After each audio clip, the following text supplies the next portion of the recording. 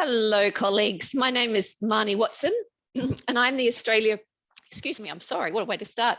I'm the Australia and New Zealand Managing Director for Sannam S4's Education Division, which is called Acumen. Firstly, let me pay my respects to the ancestors, elders and family of the Gadigal people of the Eora Nation, which is where I'm coming to you from today. I'd like to recognise their continuing connection to land, waters and culture. And I'd also like to acknowledge the traditional owners of the land from which you're joining us today. Also in today's seminar with me, I have my colleague, Ryan Astor, who's based in Pittsburgh in the USA, and he is our Partner Success Manager with responsibility for liaising between our university clients, our staff, our marketing team, our finance team, and really ensuring that we have excellent company-wide collaboration and effective services to our clients who work with us in the US. Today, we're talking about the benefits of having an in-country presence in the USA and really how to best utilize a local representative and make sure that you're providing the best possible student experience to students who are looking to come to Australia or to New Zealand, and ultimately maximizing those student enrollments as a result. We are seeing some really very exciting growth in student enrollments out of the USA for our existing clients. And given what a competitive market the USA is, I'm excited that we've got Ryan here with us to just share some of the insights that he's seeing. Ryan, before we get started, maybe just let me pass to you for a moment and just maybe tell us a little bit more about your background. How did you get involved in international education? And with that, what value add does that bring to our clients, our partners in the US? Sure, absolutely. Thank you, Marnie, so much for allowing me to participate today. Very much looking forward to this webinar. We've been working closely with you in Australia, and we've been excited about the growth that we're seeing and starting to see some university partners come on board. So it's exciting to speak to a different audience. It's mostly the UK that we're speaking to when it comes to recruitment in the US. So it's exciting to speak to Australia and New Zealand. So I've been with Sannam S4 for close to 2 years now in my role as Partner Success Manager. And I primarily work with our university partners. We have 8 that are in the UK, we have 1 in Canada, and we now have 1 in New Zealand, and managing the in-country representative. And so the in-country representative is an individual that is based in the US, and they are responsible for the recruitment activity for that university, basically managing the entire funnel from meeting with students up front through managing inquiries and working them through the application process. And what I joke about with our reps is that they become so close with the students that they're even at the airport waving them goodbye as they get on that plane to their university, standing there alongside with mom and dad. We have 11 in-country representatives right now that are here in the United States.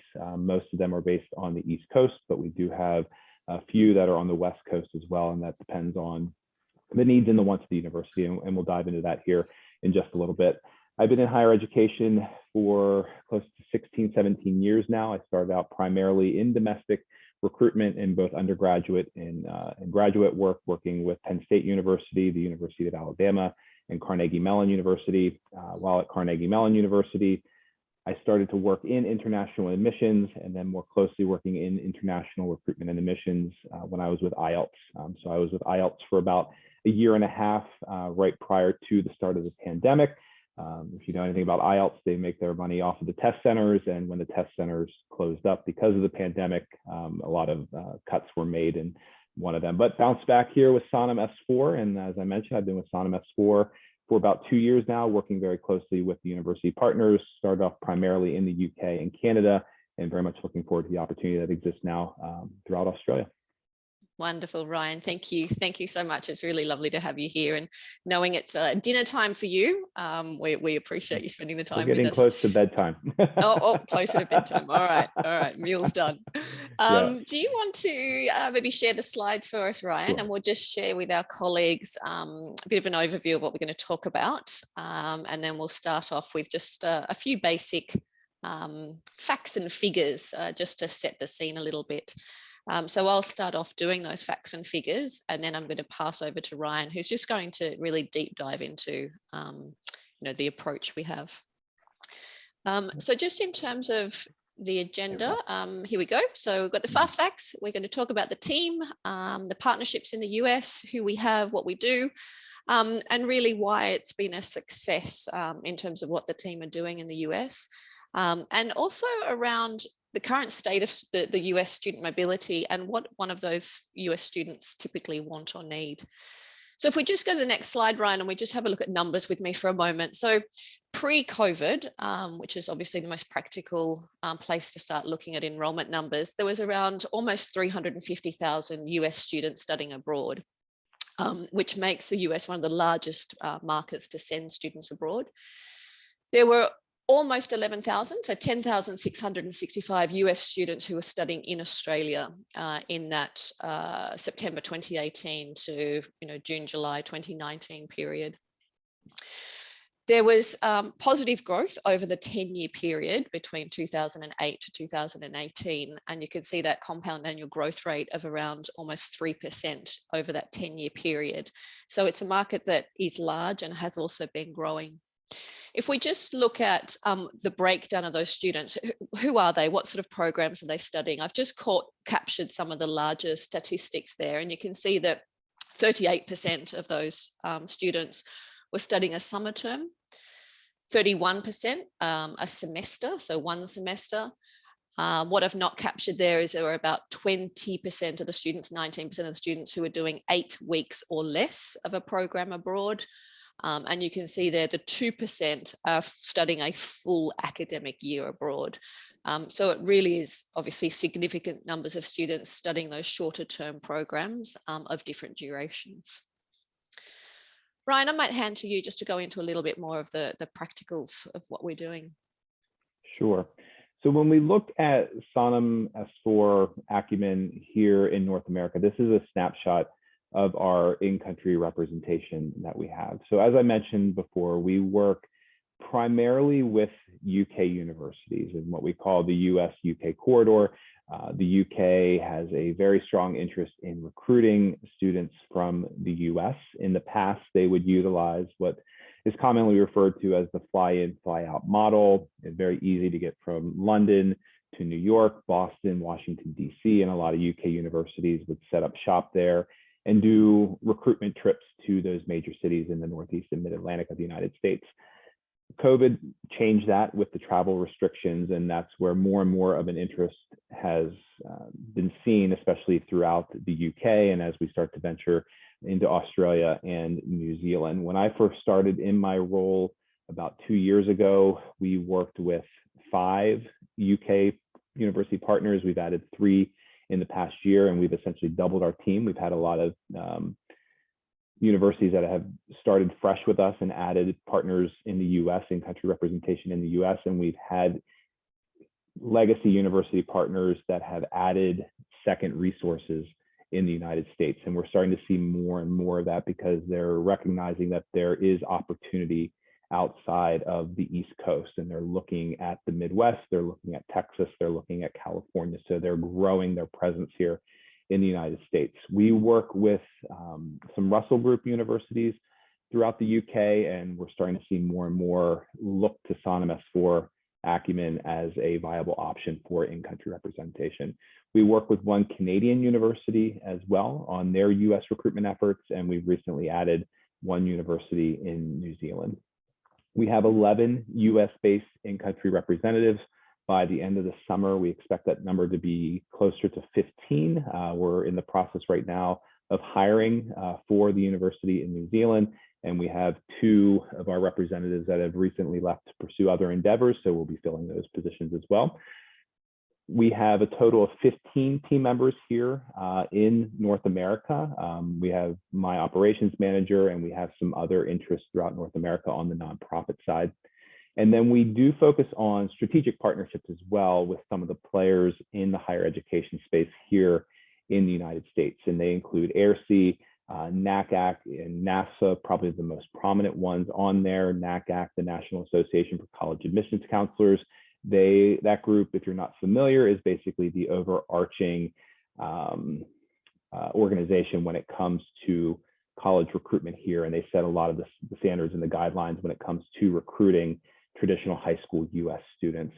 NASFA, as I'm sure you're aware, their conference kicked off on Monday. It's the first time they've been in person since the start of the pandemic, so very exciting there. We do a lot with NASA as well. International ACAC is a smaller version of NASA, and they work primarily in that international recruitment space.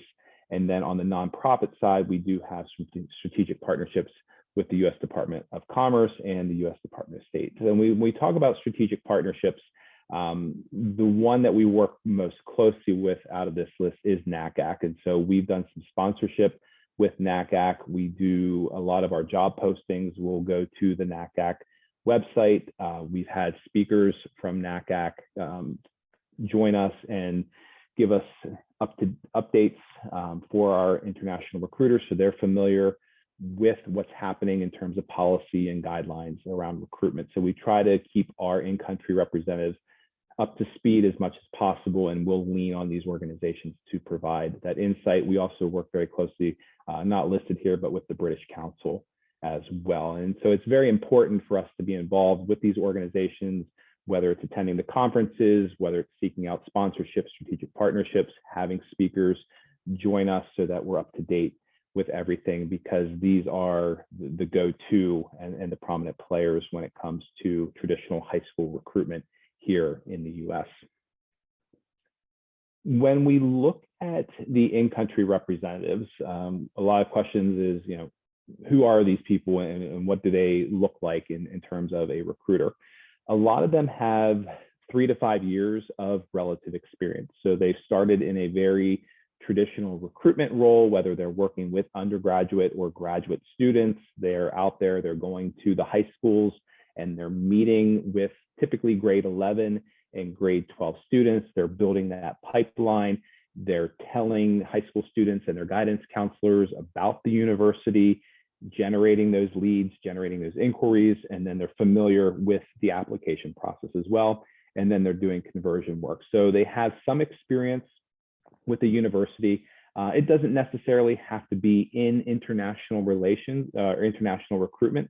We find that domestic recruitment also translate into this role. But what I will say is that a lot of them do have firsthand international experience of some kind. If we're looking at the UK universities, I believe all of our in-country representatives that represent a UK university have some experience with the UK. They either studied at a UK university on the graduate or on the undergraduate or postgraduate level.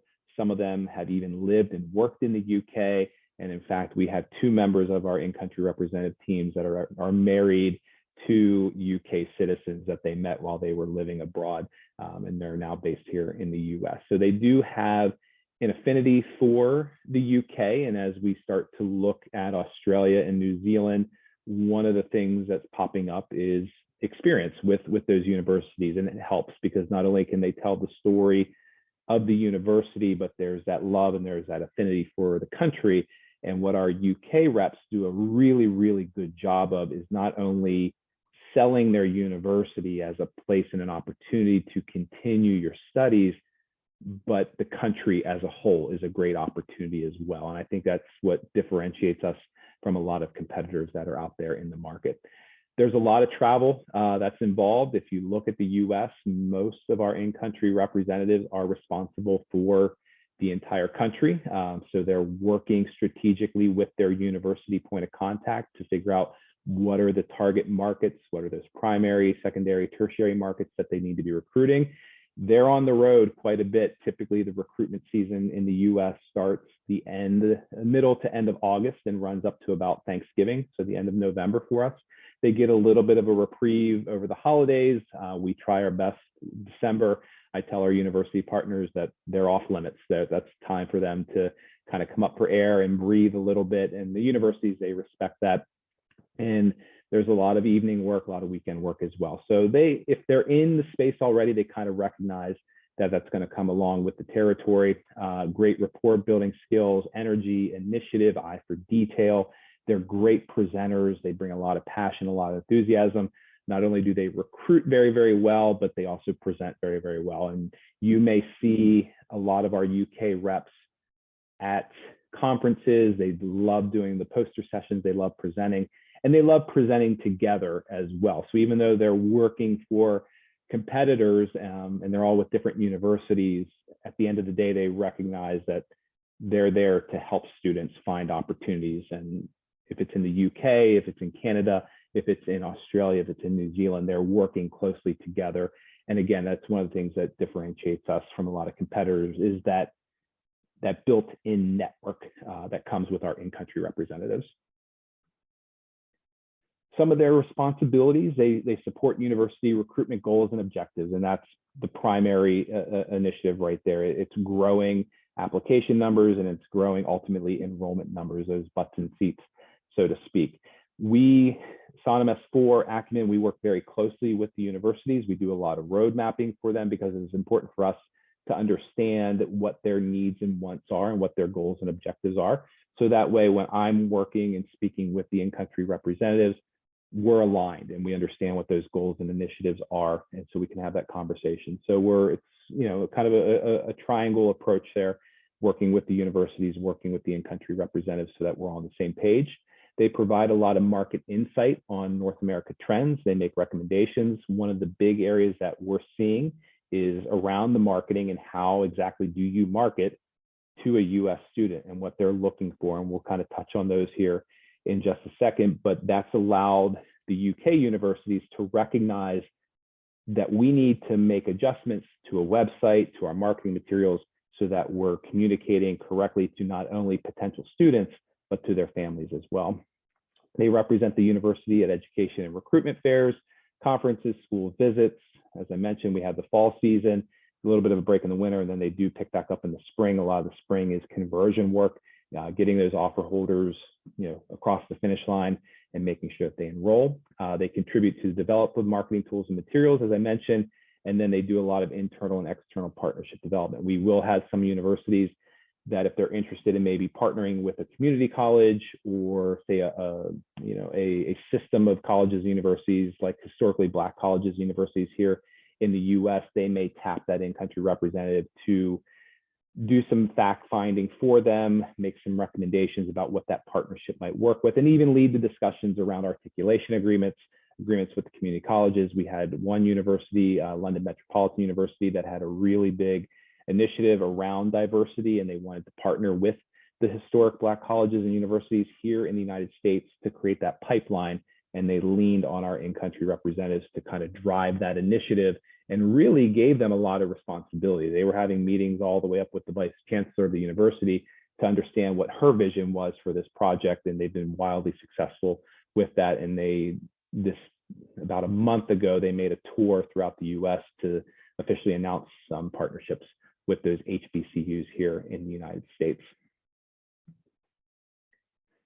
So we've seen a lot of success with the in-country representative model. Despite COVID-19, they've been just as effective as promoting institutional brands and programs. When a lot of things went virtual, one of the benefits to having someone in the US is you didn't have to worry necessarily about time zones. You didn't have to have a representative that was in the UK, working later in the day or getting up early to do a webinar, to do a virtual fair. We had people in the time zones that could do that. They could do a lot of the planning, and they were there to not only do the recruitment work, but to answer questions as well, promote the brand, promote the program.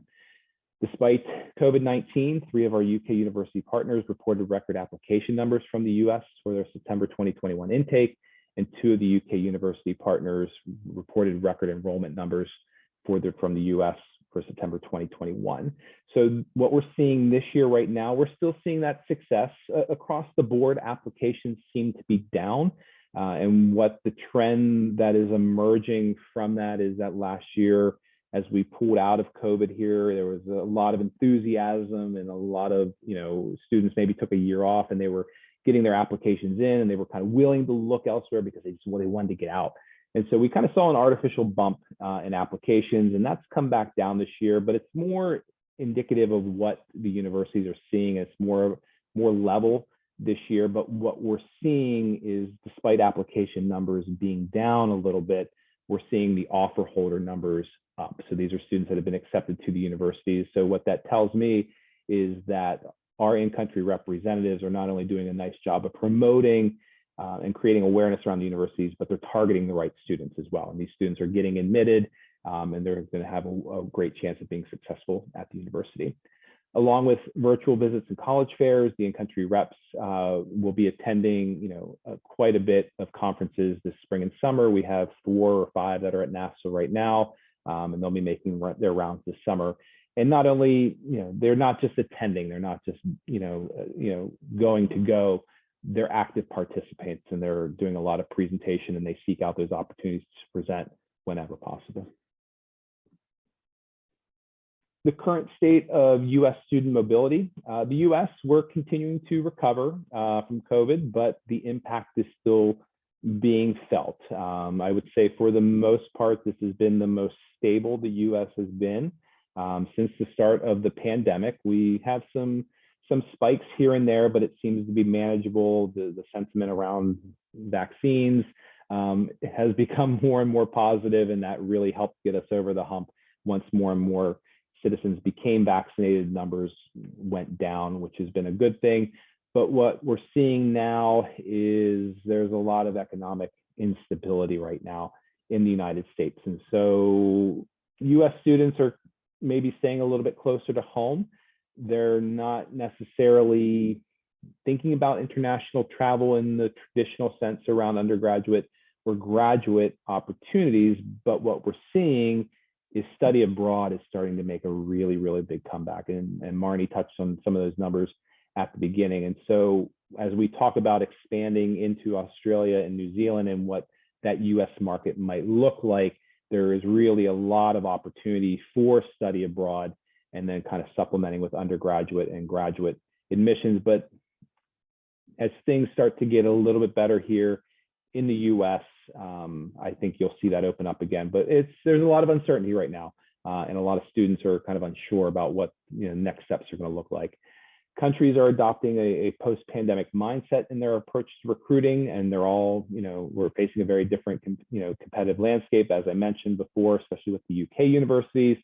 It was traditionally just focused on the Northeast and the Mid-Atlantic, focus on DC, Boston, New York, and that's where we're going to get our students from. But the demographics are shifting in the US, and we're seeing a lot of families move out of those traditional metro markets because they don't necessarily have to be there for work. With remote work being more and more common, they can move to cities that might be a little bit more affordable and cost effective. So we're seeing families push more into the Midwest, into the South. Texas has become a very popular destination for families because of the tax benefits that comes along with living in a state like Texas. And so we're encouraging the universities to look outside of the East Coast. What we're saying is, the East Coast will continue to kind of work itself. If you're established and you've done some marketing there and you've done recruitment in the past, focus on these other areas, and they might be some fertile land for you to start to farm. And we're seeing that. We're seeing some universities with a lot of success in the Chicagoland area,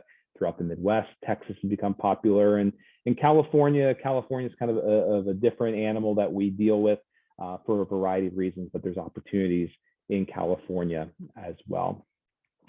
Overarching goals are sectoral recovery and market diversification. So we're seeing more of that diversity piece. That's important not only to the universities, but to students as well. And I'll touch on that here in just a second. And as I mentioned, and as Marnie mentioned, the demand is up for study abroad opportunities. And so as we're thinking about talking with universities, that's one of the areas that we really encourage them to look at. A lot of universities saw cuts in their study abroad departments during COVID because they weren't necessarily needed because students weren't allowed to travel. But now as travel becomes more and more normal again, so to speak, we're seeing those study abroad offices and staff start to come back, maybe not to full scale, but they are rehiring or hiring or expanding. And we're seeing universities that maybe went away from working with UK universities in the past. They're starting to come back around and saying, we're interested, we want to engage. Our students are asking about these opportunities. So that's really, if we look at going from the US to Australia, study abroad, a really good opportunity there. And as we said, kind of supplement with undergrad and postgraduate opportunities. The US student, I'm sure, as you know, if you've done any work with the US and doing research. They are, we did a webinar this morning, and they're a complex beast, that's for sure. Customer service is a high priority, not only for students, but for their families as well. As we're looking at the US, unfortunately, sentiment towards a college degree, it is at an all-time low, for, again, a variety of reasons. The cost is one of them. Students, they're thinking about, do I need to incur this debt, or are there other opportunities for me, which opens up for other opportunities. And if a student can get a degree completed in 3 years and also get an international experience, wonderful. So colleges and universities here in the US are certainly having a good look at themselves in the mirror and figuring out, how do we make this attractive again? Is that's around, scholarships? Is that around different programs? What are students looking for in a college degree? There is that concern about value, around access, around quality of education. COVID, really made students second guess a little bit about the college education. Universities that handled remote study very well, and they were very transparent with students, they did a great job. But you have some universities that really struggled with the remote environment. An area that is important for US students is that career support. How are you going to get me from point A to point B, get me that degree, get me working, get me making money in the quickest amount of time possible? Traditionally, it's a 4-year degree, undergraduate, 2-year for a postgraduate in the US. But as you may know, historically, that sometimes takes students 4.5, 5 years to complete, which just means they're taking on more debt. So can you get me from point A to point B with a quality education and as quickly as possible? One of the interesting things that I'm going through right now, personally, is having a daughter who's 16. She's going into grade 11, and we're starting to have this conversation. And that's top of mind for her. It's, what's going to get me the networking opportunities for a career? Who's got the contacts with the major players in my field of interest? And do I have to go for 4 years, or can I maybe get done in 3? Can I supplement with some community college courses? So it's a very active conversation. And students are very, very interested in what that career support and career trajectory looks like for them. Transparency, like we talked about COVID, what that's going to look like. Diversity is very important to them, social issues, and then affordability. So it's we could probably have another webinar about the US student and be here for quite a while. But those are some of the things that are a priority right now for US students. Marnie, back over to you. Wonderful, Ryan. Thank you so very much. Really, it's always interesting to hear, when you're living and breathing it on the ground. So thank you so much for that. I gather your daughter must be coming to Australia then, now that I realize you've got a daughter ready for the, I've got some great universities here. She does tell me she wants warm, so. There you go. Well, maybe not right this second. It's a little bit chilly right now. You touched on this already, but can you just maybe expand briefly for us? And actually, sorry, let me pause. Colleagues who are with us, please type in questions either in the chat or in the Q&A area. I'm very happy to take any of your questions anytime. But while you're thinking about those, Ryan, you touched on geography. So, locations, you talked about East Coast will look after itself potentially if you've been doing activity. You talked about Chicago, Midwest, Texas. Do you want to just expand on that a little bit for us? Obviously, it's a huge country, and if a university is just trying to break in, any other comments around that geographic focus? Sure. So a lot of the work that we will do up front and that I do in my role is those conversations with the university and getting an understanding of where they have been successful in the past, getting under the skin of their application data and where are they seeing applications come from. If a university has had some success in the US and they're seeing students from those traditional markets, we'll put a little bit more, I don't want to say pressure, but encouragement to explore and maybe place an individual in a non-traditional market, like somewhere throughout the Midwest, somewhere in Texas maybe. If they're just breaking into the US initially, we're going to encourage them to maybe look more East Coast in one of those major cities, not only because it is still, even though families are moving out, it is still fertile ground. There still is, a large population base there.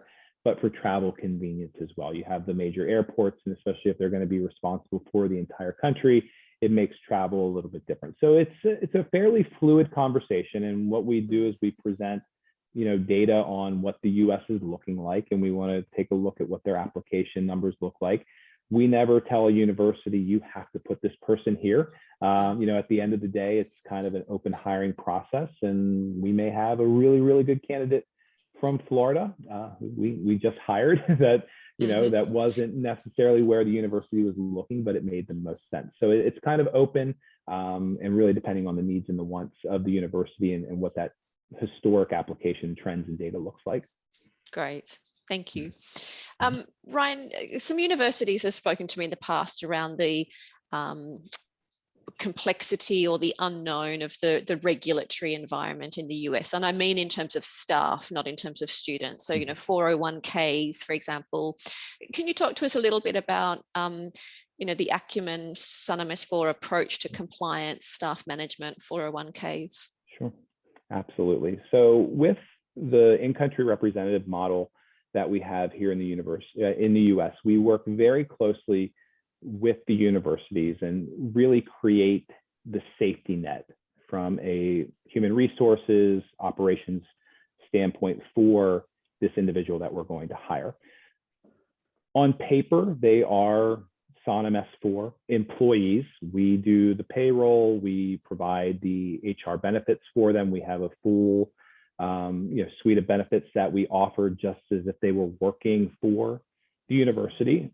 Now, the US benefits and healthcare, that could be a whole other webinar that we dive into, but we explain to them what those benefits look like. They're good, and it's a bargaining chip, so to speak, when we're negotiating with a potential employee. And then we recently introduced a 401k plan. So we do have, it's optional if they want to participate and start to build up some retirement. So it is a full suite of benefits that we offer. We work with a human resources partner known as Insperity. And outside of those traditional benefits, we offer some fringe benefits as well. There's a discount program. We offer some educational assistance if they're interested in that. We have a full suite of professional development opportunities that we offer not only through Insperity, but through Sannam S4 and our Center of Excellence. So there's a lot of opportunities to grow there as well.